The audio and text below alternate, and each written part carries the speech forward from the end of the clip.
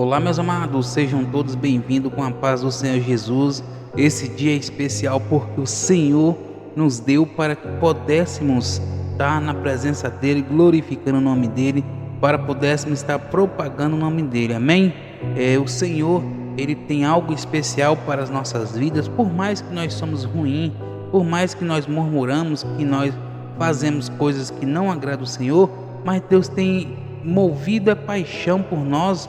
Ele é de benignidade sobre as nossas vidas, somente para poder nos fazer o bem e dar-nos a oportunidade mais uma vez. Por mais que somos ruins, o Senhor Ele sempre vai nos dar uma segunda chance para que nós venhamos nos acertar diante do Senhor. Amém?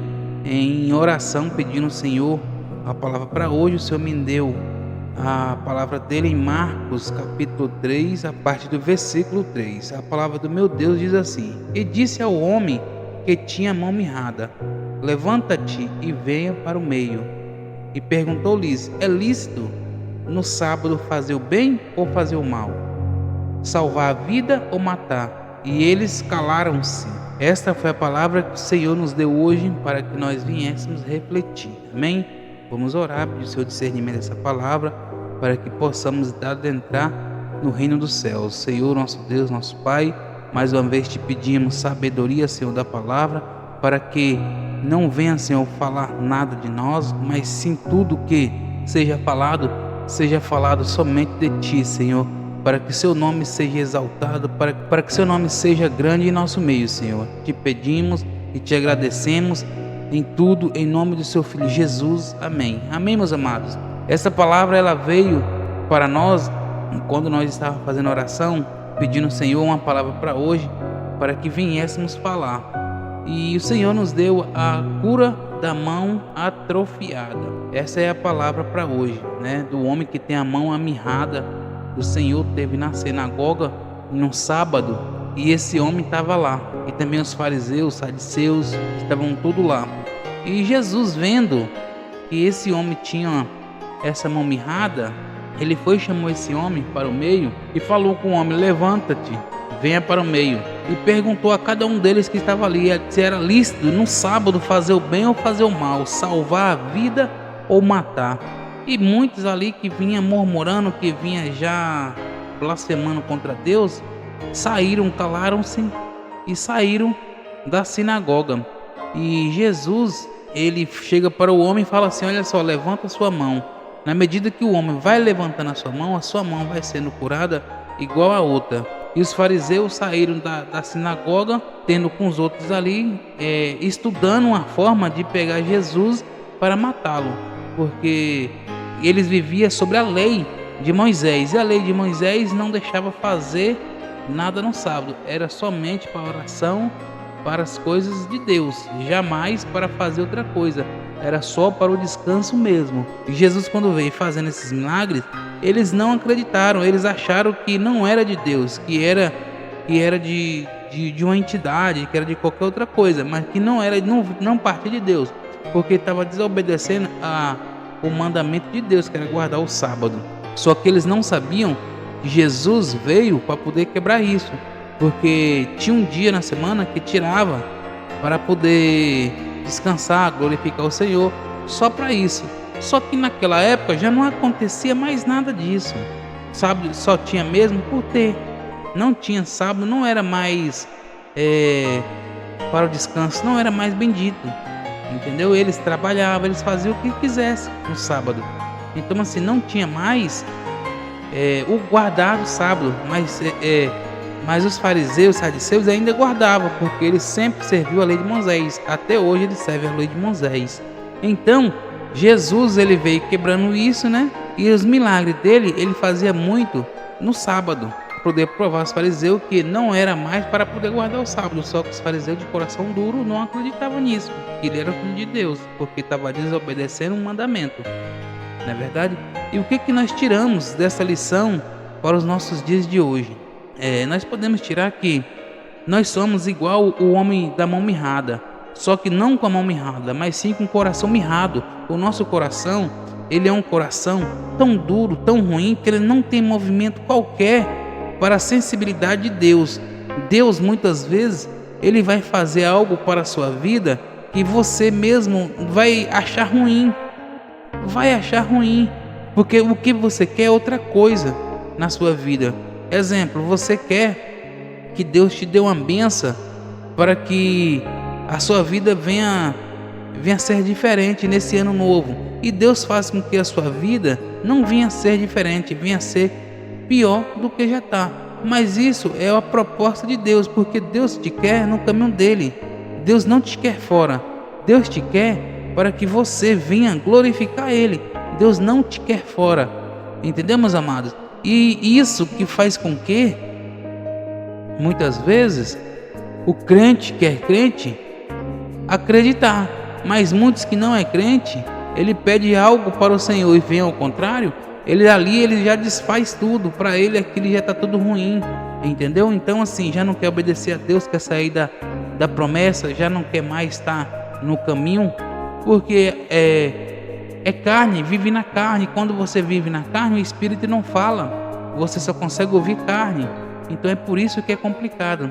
Um testemunho de um irmão, ele estava em uma cidade para poder trabalhar na igreja. Essa igreja era para prosperar, só que porém já tinha se passado 3 anos e nada dessa igreja se prosperar, nenhuma alma ele tinha conseguido para Deus. E chega uma pessoa para ele e fala assim: olha só, a mãe de uma pessoa tão importante aqui na cidade está doente e ninguém até hoje conseguiu fazer ela se levantar. Só vive na cama, nem os médicos, nem os macumbeiros, nem os católicos, nem ninguém conseguiu fazer com que ela levantasse. Mas se você for lá e orar por ela e ela levantar, eu te garanto que todo mundo através daquela vida ali vai vir para sua igreja. E o que aconteceu? Aí ele falou assim: não, eu vou lá. Não deu a resposta na hora, mas eu vou lá. Fez a consagração, 1 semana de jejum, 1 semana de oração e 1 semana só orando, só pedindo a Deus para que ele viesse fazer aquela cura, que ele viesse fazer aquela senhora levantar da cama ali, porque ele queria as vidas para Deus, né? Para que viesse levantar a igreja, porque a igreja, desde quando ele estava lá, nunca tinha entrado uma alma dentro da igreja. Então ele pediu ao Senhor, fez a consagração para poder ir. Depois de 1 semana ele liga pro filho da senhora e fala que iria lá. E o filho da senhora fala assim: ó, não pode vir, você será bem aceito, né? E ele chegou na casa e ele, convicto que ia dar certo, ele falou assim: olha, eu não quero que ninguém entre comigo dentro do quarto. Não quero que ninguém entre comigo dentro do quarto. Eu vou entrar sozinho e estar com ela sozinho. Aí todo mundo consentiu. Ele entrou, trancou a porta, trancou a porta, tirou a chave e começou a orar. Começou a orar para o Senhor, começou a orar. Daqui a pouco a senhora deu um respiro tão fundo, que a cabeça, ela caiu tanta cabeça, sobrecaiu tanta cabeça pelo peito, que colou o queixo no peito, de tão profundo que foi. E ele chegou para Deus e falou: Senhor, o Senhor está de brincadeira comigo. Por que isso agora? Eu vim cá para poder orar, para poder levantar a senhora, para poder levar almas para ti, e o Senhor me faz um negócio desse? O que é isso? E ele não acreditou o que estava acontecendo. Então ele orando mais, e pedindo ao Senhor para que aquilo não viesse a acontecer, que devolvesse a alma dela, para aquelas almas que estavam ali dentro, aquelas pessoas que estavam ali dentro, vir poder subir à casa do Senhor, para ele poder ganhar mais almas. E quando ele começou a orar mais, essa senhora começou a sair uma secreção pela boca, e ali ele desesperou. Quando ele olha para a janela pequena com grade, e o que ele fez? Não tinha para onde ele sair, para lugar nenhum. Ele falou assim: eu vou abrir a porta e vou sair correndo. Quando ele abriu a porta, quando ele olha, o neto da senhora estava no buraco da fechadura ali olhando, e logo falou: ih, vovó morreu. E aí esse homem, ele ficou meio assim desesperado, saindo da casa, foi para casa dele e falou com Deus: Senhor, eu não vou mais orar, não vou mais jejuar, não vou mais ler a palavra, não vou mais pregar, não vou mais fazer nada. Não vou. Ele ficou 1 mês sem orar, sem jejuar, sem nada. E aí Deus fala com ele: Deus fala com ele: o milagre que seria feito lá seria para mim ou para você? E ele fala: seria para você. Então Deus fala com ele: se era feito para mim, para a glória minha, o que você perdeu com isso? Você não perdeu nada. Você não perdeu nada. E eu quero que você volte a orar, eu quero que você volte a jejuar, eu quero que você volte a fazer os meus afazeres. E o que aconteceu nesse meio tempo?